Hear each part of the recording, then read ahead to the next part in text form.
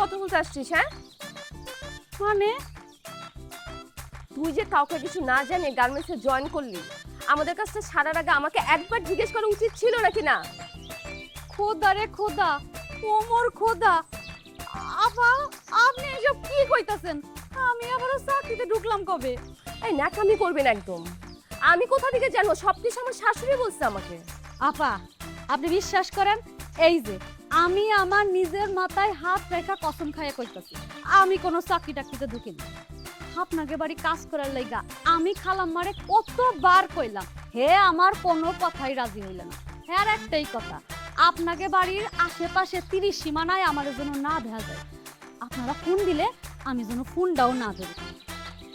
জানেন আপা, এর জন্য হে আমারে 5,000 টাকাও দিছে। আচ্ছা, ঠিক আছে, সমস্যা নেই। তুই এখন যা, আমি সময় হলে তোকে আবার ডেকে নিব, কেমন?